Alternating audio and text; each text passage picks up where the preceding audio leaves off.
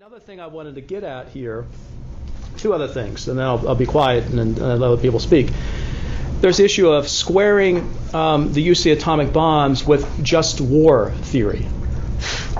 And so, were civilians a just target?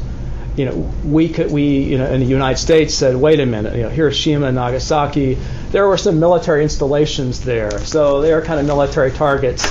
And we had this strategic bombing campaign going in Germany and Japan for years using conventional means. And so, as Stan was arguing, look, there's a lot of inertia already in the system to target civilian populations. But let's step back and ask, should this be part of the project or the exhibit to get people to question again about the role of targeting civilians, mostly non-combatants, in these cities with not just nuclear but conventional weapons? And so that leads to my next point about, was the atomic bomb, especially at that time, really truly revolutionary, really qualitatively different? Yes, one bomb, one city. But Dick's shaking his sort of no, but because others argue that there were fire bombings of Dresden and Tokyo, and it actually killed more people, but using more bombs, so to speak, and more sorties of airplanes. But still, you can create a lot of damage even with those means too. And we were running out of targets in Japan as well. So at some point, even though we were cranking out plutonium every few weeks for bomb cores, what would be left to bomb at that point? Quite true. So I just want to throw those ideas out on the table. Railroads were next. Truly, for whatever reason, the railroads had not been touched. If the railroads had been bombed, which was coming very soon if the war had not ended, then the Japanese population would have faced mass starvation, which they hadn't reached that point yet. They were not living a high life, but they were eating. Once the railroads were bombed, then mass starvation was on the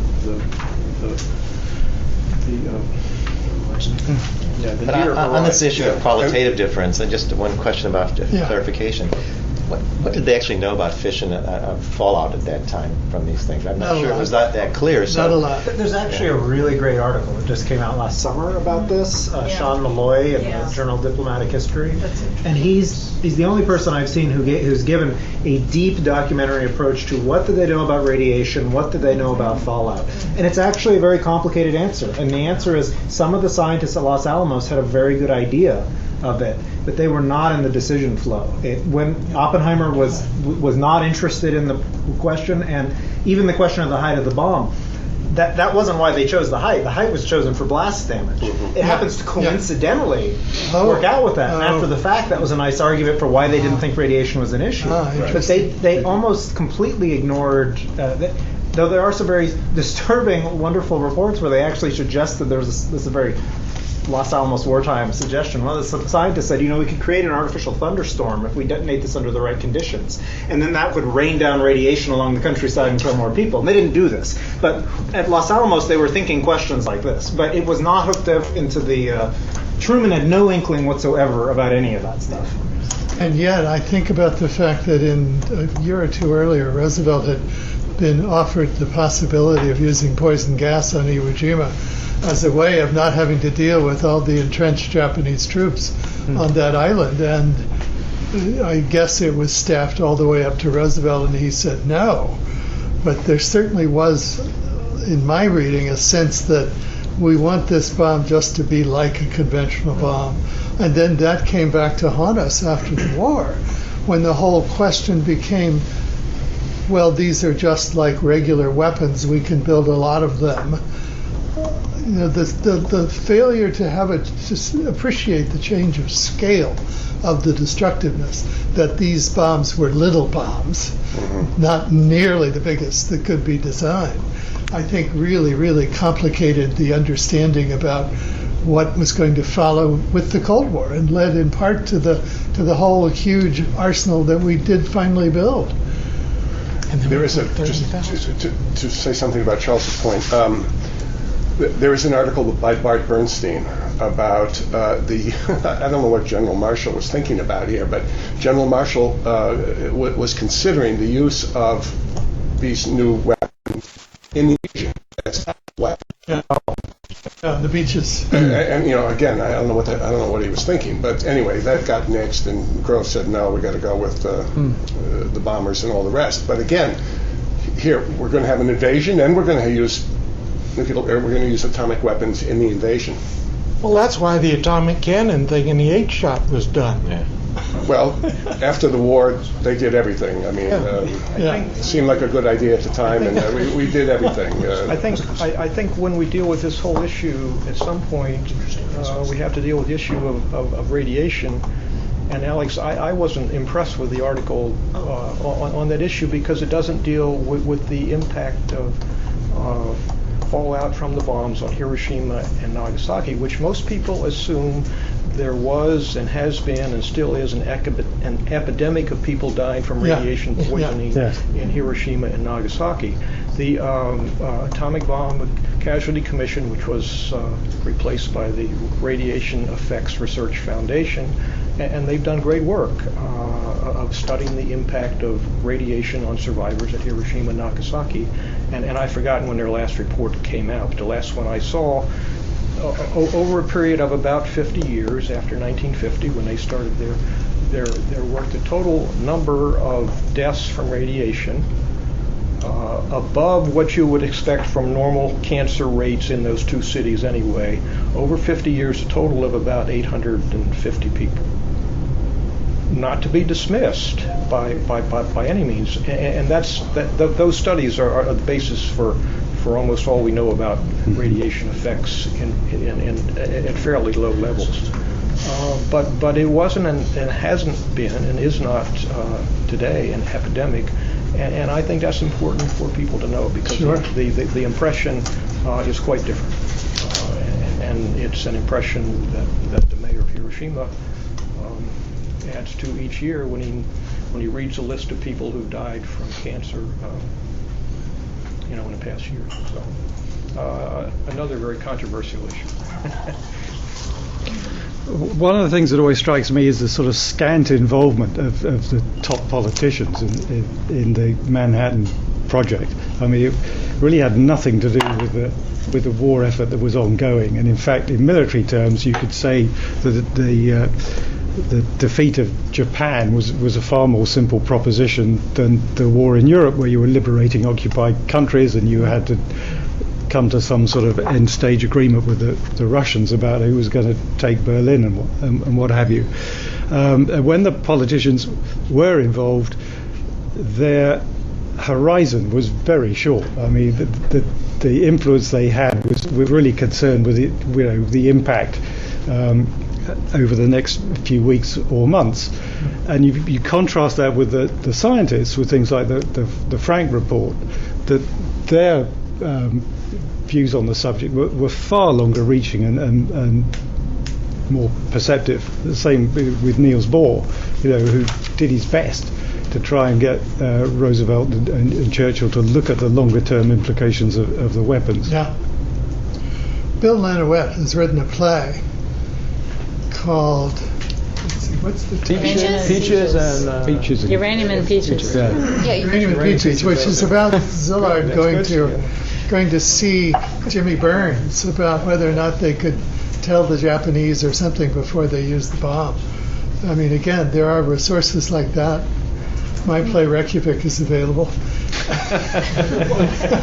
You can get to the other end of the story. This actually dovetails into a question I had, relates to what Charles said earlier about what do we bring the scientists in on this. One thing that I was surprised that nobody mentioned was related to the Frank report, but this whole petition to demonstrate rather than to drop on a city, which to me is the sort of thing that is another one of these things that keeps coming up as part of the sort of contested narrative of the bomb. Well, maybe we could have shown them first, put it in Tokyo Bay first and then later drop it on actual cities. And is actually a narrative that for an exhibit context actually somewhat worries me, because it is such a tempting place to go, because we're talking about the actual people in the actual time, and it's very easy to privilege the position of somebody like Szilard or something like that. He's very charismatic and all that. And anyway, I just wondered if any of you had thoughts about that, just any thoughts at all about that. They thought it might not go off, and maybe it wasn't. No, I mean I know the argument demonstrative against it. enough. My question is whether or not that should be a component, and how that fits or does not fit into those polarized positions. Alex, they did a survey, a poll of the scientists at Los Alamos who were overwhelmingly in favor of a test, a demonstration before dropping the. When was that done? When was that done? July. July of 45. Who did the poll? Farrington Daniels. Farrington Daniels. Oh, really? It was at the Met Lab, was it not? And again, I that can say was, do that. Was that at Los Alamos or the Med Lab? There was a Los Alamos. No, this was Los Alamos. This was Really? not that lab. Yeah. Huh. Frank? Yeah. and again, that was after Hitler had been defeated. Yes. The whole attitude changed very much after VE Day. But I wanted to pose a different counterfactual. It's the one that I always start with. And that's, what if Henry Wallace had become president instead of Harry Truman? Yeah. Very few Americans have any idea. They don't even know who Wallace is anymore. But they don't know how close he came to getting the nomination. On July 20th, 1944, the day that the Democratic Convention started, they did a survey, a poll, Gallup poll of potential Democratic voters. 65% said they wanted Wallace on the ticket as vice president. 2% said they wanted Harry Truman. And in the midst of that first night, when Claude Pepper was trying to fight his way to the microphone to get Wallace's name and nomination when he would have been back on the ticket and become president instead of Truman, he got 5 feet from the microphone before they adjourned the session. You know, everybody yelled out no when they said a motion to adjourn. Had he gotten 5 more feet, I'm almost certain there would have been no atomic bombing in 1945. He was leading the fight against the nuclear weapons after the war, but that's another counterfactual. Yeah. But I want to, for Charles asked about bombing civilians. Yes. Admiral Leahy, who was Truman's personal chief of staff and chaired the meetings of the Joint Chiefs of Staff, said afterwards, Japanese were already defeated and ready to surrender. The use of this barbarous weapon at Hiroshima and Nagasaki was of no material assistance in our war against Japan. Being the first to use it, we adopted an ethical standard common to the barbarians of the Dark Ages. I was not taught to make war in that fashion. Wars cannot be won by destroying women and children. Well, it wasn't just Leahy. 6 of the 7 5-star admirals and generals who got their 5th star during the war are on record saying that the atomic bombings was morally reprehensible or militarily unnecessary. MacArthur, and with something I consider a little extreme, wrote to former President Hoover, said that your memo was brilliant, right on. He said that if we had told them they could keep the emperor like you suggested, the Japanese would have surrendered in May. I think that's a little bit premature, but it wasn't only, it was also Eisenhower, it was Nimitz, we go through the whole crew. So there was a lot of that kind of understanding. But even earlier, and that's why I disagree somewhat with the emphasis that people are putting on this, I think that we knew that the Japanese understood that they weren't going to win. As early as February 1945, Prince Konoe, the former prime minister, writes to the emperor, says, I regret to say that Japan's defeat is inevitable. He says what he's concerned about is a communist revolution when that takes effect. But if you look at we've been intercepting the Japanese cables, we've broken their codes before the war. We knew what they were saying. We knew that from Togo to Sato and back, we knew all those telegrams. And based upon that, our intelligence reports on April 11th, the Joint Intelligence Staff reports, if at any time the USSR should enter the war, all Japanese will realize that absolute defeat is inevitable. We've got cable after or intelligence report after intelligence report saying that. We have the Japanese sources saying that if the Russians come into the war is over, we have to surrender. Truman says, before he goes to Potsdam, he said, I'm going to make sure that the Russians are coming in. And then he gets word from Stalin. He says, Stalin will be in the Jap war August 15th. Fini Japs when that occurs. The next day he writes to his wife and he says that the war will end a year sooner now. Think of all the boys who won't be killed. There's an enormous amount of evidence that we understood that was going to be the case, and that finally is what makes the difference. Because we were saying, you were talking about strategic bombing, we had bombed, according to Yuki Tanaka now, over 100, firebombed over 100 Japanese cities. Yeah. Destruction reached 99.5% in the city of Toyama. 99.5%, that's more than any place. The Americans invade, the Russians invade, and that's what turns the tide. Because the Japanese already knew we could wipe out cities. They don't give a shit if we were wiping out cities, the Japanese leaders. What changes it is the Russian invasion, because that undermined their diplomatic strategy, which was to try to get the Russians to intervene on the Japanese, to get the Russians to intervene on their behalf to get better surrender terms, and it undermined the Ketsugo military strategy. Now they couldn't put up resistance to the United States. So when Prime Minister Suzuki was asked on the 10th why they had to surrender so quickly, he says, I can't wait. If we miss today, the Soviet Union will take not only Manchuria, Korea, Karafudo, but also Hokkaido. It will destroy the foundation of Japan. We must end the war. We can deal with the U.S.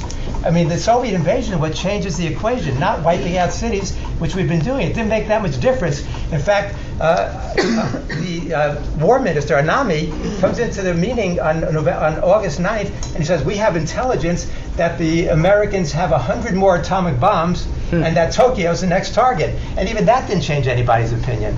But what they say, if you read the reports, was that the Soviet invasion changed everything. So I think in an exhibit, you have to, of course, present all sides, but I think you have to have a strong statement of this kind of argument, because this is something I write about a lot. And I don't quite see the same reports that Sam does about the surrender, because from the Japanese side, because they did surrender, right? You were saying there's a difference between defeat and surrender, but they did surrender, and they surrendered very quickly.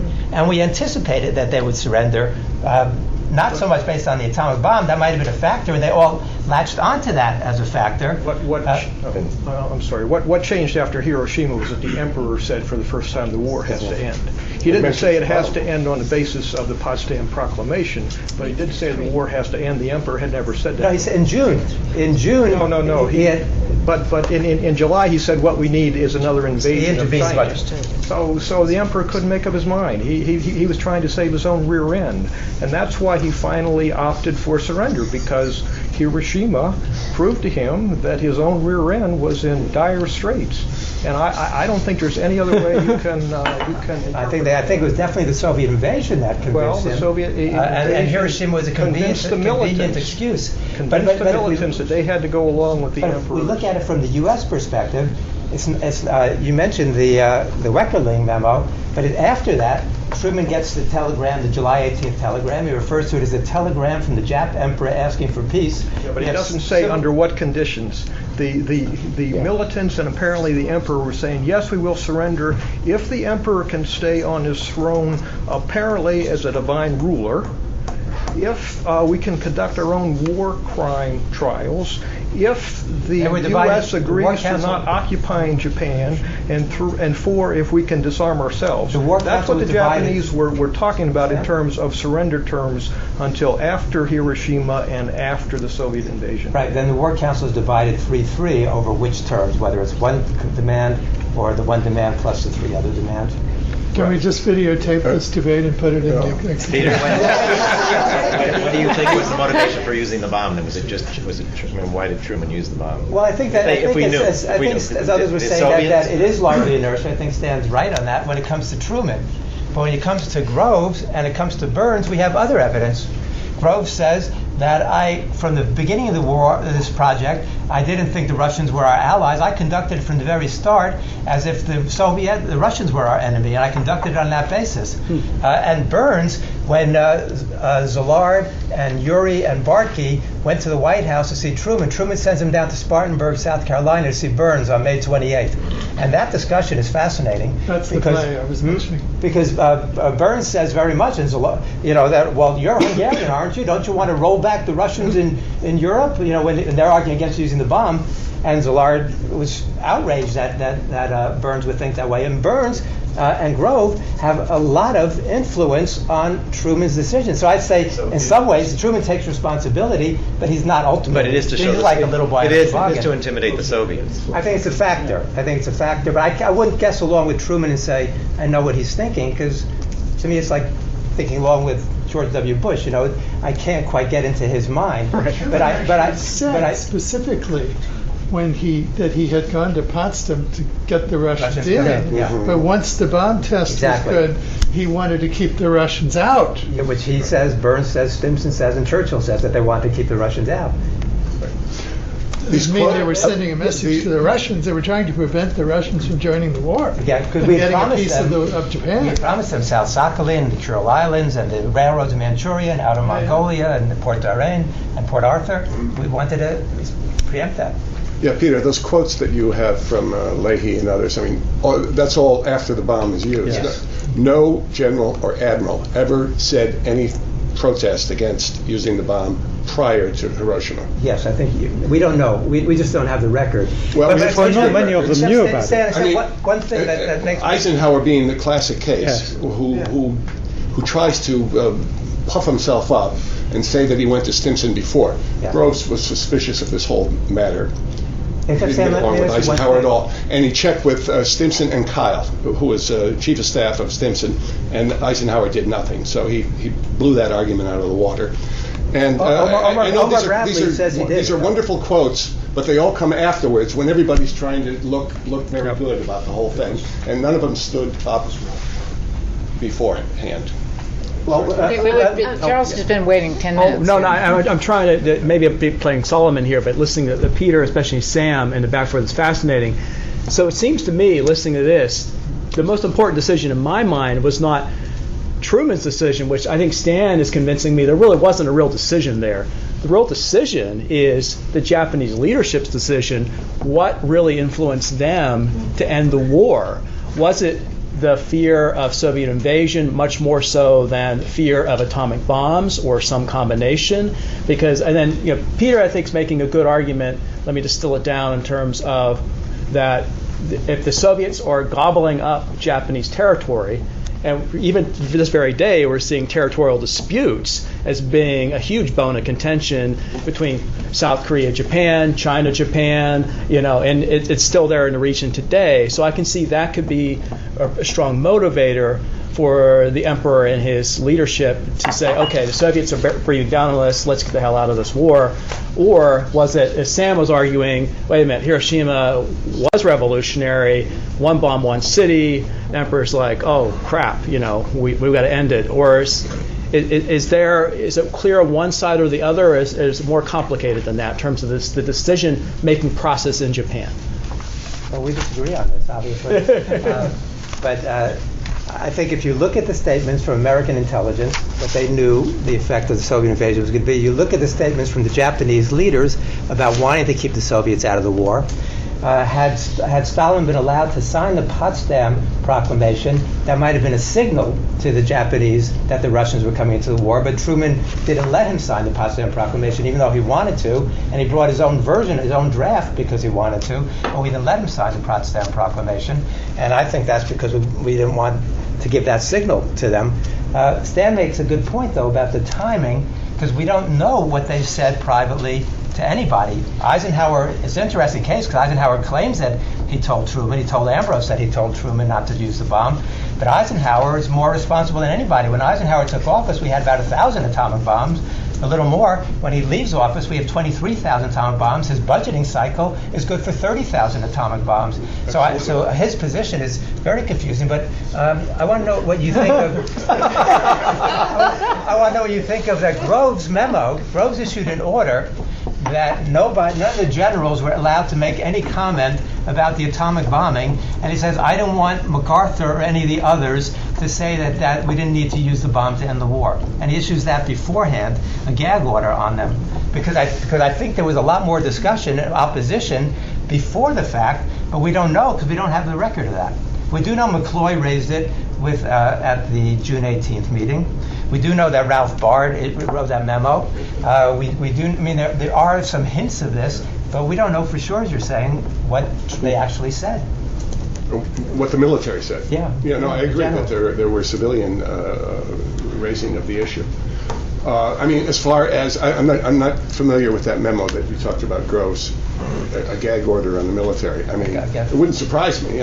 Groves was obsessed with getting this bomb used as quickly as possible, and any interference by anyone, he was going to get steamrolled and pushed aside. So it wouldn't surprise me that and he wanted as few people to know about everything as possible. We've got a pyramid here of people at the bottom not even knowing what they're working on, and only at the very top is Groves and maybe a secretary, Mrs. O'Leary. She probably knew everything as well. But he was the only one who knew everything, and everybody else knew portions of it. So it wouldn't surprise me. I'd like to know about that memo. Seems like a strange discussion to me because we're talking about a project that was designed to build bombs. There wasn't a lot of... To what purpose? To what purpose? To kill as many people as we could. That was not the assumption. Well, the original assumption was as a deterrent against the German bomb. Exactly. And that was the initial assumption, to end a war. Yeah, but then not to kill a lot of people. But then it turns into something else. Well, I don't know if it did or not. The purpose was always to end the war. Well, that was one of the purposes. That's one of the debates that we're having. It was not how many people can we kill, or we would have used the bomb in a very different way from the way we did use it. It was deliberately designed to reduce the amount of radioactivity it produced on the ground. If we wanted to kill more people, we would have dropped it in the dirt. But we also wanted to show the effects of the bomb as visually and dramatically. If you look at which Oppenheimer said would just be a big firecracker. But Groves in his targeting says explicitly as visually dramatic a display as possible. Yeah. That was because we're sending a message. Does that have to do with killing? And what does that have to do with killing a lot of people? What does it not have to do with killing? A visual display? To show the power of the bomb as dramatically as possible. To show the power of the bomb, why? In order to convince the leadership of Japan to stop fighting. Well, we disagree about that. I think it's also to send a powerful message to the Soviet Union. Well, I'm sure it was that too. Yeah. And My point is the intent of this weapon was not to see how many people you can kill. The intent of this weapon was to try to end a war where people were being killed. The fact that in order to do that you killed a lot of people, unfortunately, was part of the story. But that was not the purpose. I know. This is the living exhibit, right? Yeah. If you want to talk about how to kill a lot of people, you have to look at the death camps in Nazi Germany. There, the intent was simply to kill as many Jews as possible, and they got quite good at it. Well, I would say let's even take it back further to the other point you were making about the strategic bombing. And what LeMay said explicitly was the way you end a war is by killing as many people as possible. That was LeMay's intent. That was not necessarily then it ends. The Manhattan Project's intent or even General Marshall's intent. But the Manhattan Project intent was not to develop nuclear energy for peaceful uses. That was actually, as it happened, they were working on that too, but that's another question. But that was not the purpose. No, that was not the purpose. I mean, the purpose was initially as a deterrent against the German bomb, and then after Germany's out of the war, then it's to drop it on Japan and to, in some people's mind, end the war as quickly as possible. In other people's minds, to send a message to the Soviet Union. Actually, in all cases. But be that as it may, the intent was not just to kill a lot of people, but to demonstrate that you had the potential to. No, but the intent was to send a message to the Japanese leadership that their country would be utterly destroyed if they didn't surrender. The intent wasn't to utterly destroy the country. By killing a lot of people. So it's demonstrating the intent, the capacity to kill a lot of people. Well, the actual except there was a persistent self-deception amongst the targeting committee. Sure. That this was actually suitable against a military target. Yes. And they, I think, blinded themselves to the fact. I think quite deliberately. I mean, the fact is we'd already, as I said before, settled that debate. We'd found a rationale for based on the fact that we couldn't hit the broadside of a barn with our bombing in 1943 for bombing large areas, which was all we could do. And in that sense, the atomic bomb was. But even that, the intent wasn't just to kill people and burn down cities. Well, let me just read was to end the war. One other way. Admiral Leahy. He doesn't qualify. He was not involved. Well, he was Truman's personal chief of staff. Yeah. And he chaired the meetings of the Joint Chiefs of Staff. Yeah. When he was asked by Daniels, who was interviewing him after the war, he says, Truman said we were going to use it as a military weapon. He said, then we went ahead and killed as many women and children, which is what we wanted from the very beginning. Well, that's Leahy's. I mean, maybe you don't agree with that. Ex post facto does not really count, I'm afraid. Well, I think it counts. But to me, the implication gets into something you had suggested in the beginning. And that's that one of the outcomes of this was the possibility of ending life on the planet. Yeah. A long-term consequence. I've been to the A-bomb museum in Hiroshima over 20 times.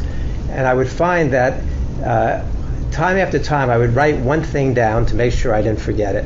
And that's that by 1985, we had developed the destructive capability equivalent to 1.47 million Hiroshima bombs. And as Stan knows, actually we developed that even earlier, as he's shown. Yeah. And to me, so what I would like to stress in this would be from the very beginning, we understood that capability existed. As when Oppenheimer briefs him on May 31st, he says, within 3 years we can have weapons 10 to 100 megatons in destructive capability. And Teller was thinking along these lines. Truman says this repeatedly, that we can end life on the planet. So that element, I think, should be... You know, that end life on the planet was an old cliche about nuclear energy.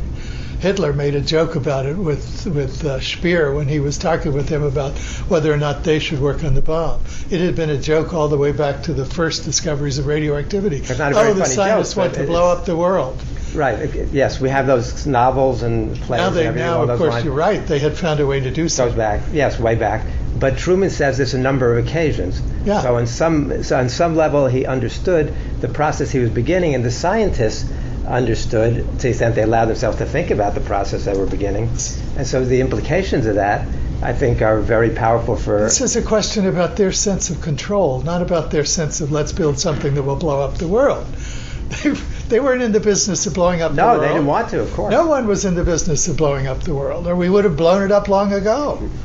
Everyone saw a different function for this weapon, this energy. And that's the interesting thing, Yeah. that we would develop something and use it knowing the door we were opening. We do that all the time. This is a question of the unintended consequences of technology. But I think that's what makes this so different from other things, that this for the first time gave us the capability to end life on the planet. Indeed. And so that's, I think, one of the subtexts of this has to be that. You remember what I said.